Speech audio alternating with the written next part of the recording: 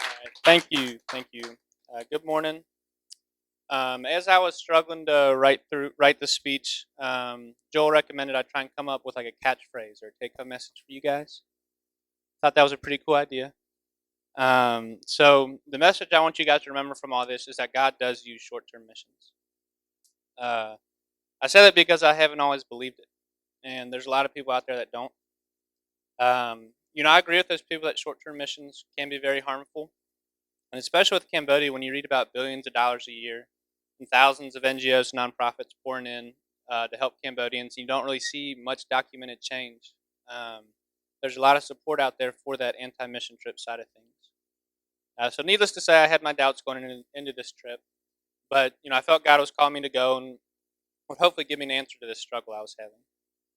Uh, Fast forward to the first day of our ministry, and it definitely wasn't the confirmation for short-term missions I was hoping for.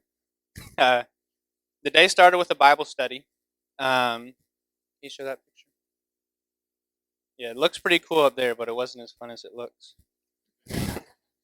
Um, so I was completely unprepared. I wasn't sure which age group it was going to be, anything like that, and what I had prepared just wasn't going to work. Um, and on top of that, the interpreter that AIM gave us just happened to be the long-term missionary that typically leads this Bible study for the kids. So not only was I struggling and bombing terribly, but I was doing it in front of the girl I replaced.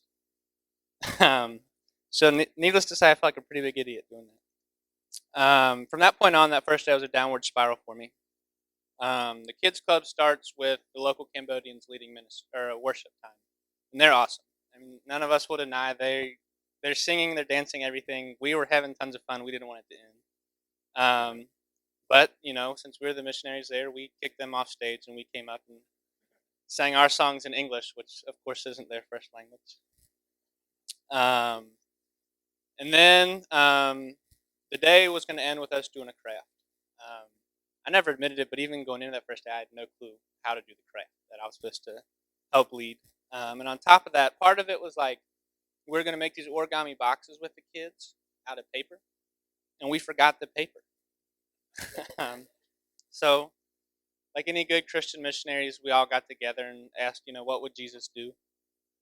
And our answer to that was, let's go downstairs and steal paper from the church of the needy people we were coming to help.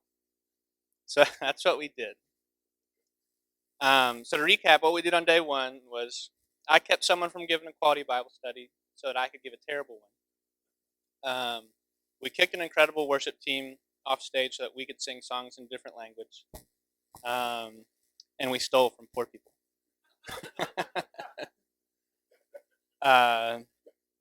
Honestly, that's not a good argument for short-term mission trips. But yeah, obviously, if I still believe that today, Joel would be pulling me off stage right now. And like I said, God does use short-term missions. Um, the first day was a very humbling experience for me. It wasn't a fun night recapping it. And I believe anytime you're humbled, God is trying to teach you something. Uh, and what God was teaching me is that I'm not better than the poor and needy people I go to serve. That I'm just as broken and in need of restoration as they are. It's a hard thing to admit, and it's never really a mindset I intended to have. But at some point along the line, I'd grown to itemize the poor and needy and place myself above them. I guess I just always thought of missions as a way for me to take my knowledge and skill set and resources to an area that needed those things and just use that to help them. I never really stopped to think that those people are smart enough, talented enough, and more equipped to locate or to impact their local communities than me. That really all they need is the opportunity to show that. Yeah, we see this lesson in Christ's ministry. He came and he preached both through word and deed or actions. But he did so in a very intentional way, used to rise up and empower disciples. He didn't just come and use his skill set and knowledge to help us, but he taught and prepared his disciples to carry on his ministry when he was no longer around. And that's the exact approach that AIM takes with their ministry in Swipak, and the approach Joel and Gospel City take with their short-term missions. So by God humbling me and opening my eyes to that fact, I was able to see our ministry in a whole different light. When you go to Swipak, he mentioned it's known as the infamous child sex trafficking. That's all he talks about. But when we go, you're able to see numerous brothels that have been turned into homes and businesses used to support the community and empower the men and women that are rescued from sex trafficking. They have sweater factories where employees receive full benefits and a competitive enough salary to avoid going back into prostitution. There's a kickboxing gym where former pimps and pedophiles can train, and it's produced two of the most recent Cambodian national champion kickboxers. So it's a legit gym. They have a jewelry company, a clothing company. They have schools and education programs, all housed in what used to be brothels that once enslaved girls 5 to 15 years old who were forced into sleeping with an average of 14 men a week. A lot of those girls now have a skill set to help them move forward and survive in this world.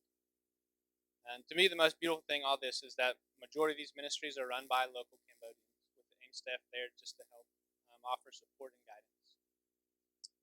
So going back to that first day of ministry, looking at it through this new mindset, instead of seeing a missionary judging my Bible study, I was able to see a woman who has spent years away from her family, grateful to have a break from leading the Bible study, and have someone new to share her story with. Let's see.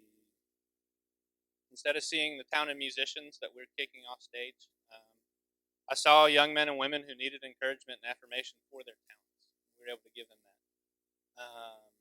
I saw beautiful children who didn't care about a craft as long as we picked them up and gave them a hug, told them we loved them.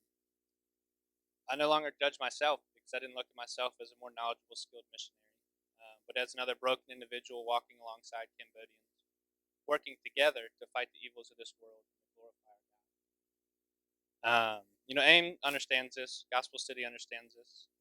And by recognizing that the Cambodian people have just as much, if not more, to offer than missionaries from the developed world, they've been able to turn this small village known throughout the world for forcing adolescent girls into sex slavery into what is now a beacon of hope and God's glory. Short-term missions and mission work in general can be harmful. There's no doubt in my mind. But when done with intentionality and care, approached through a partnership, God uses mission work and He uses short-term missions. Thank you all for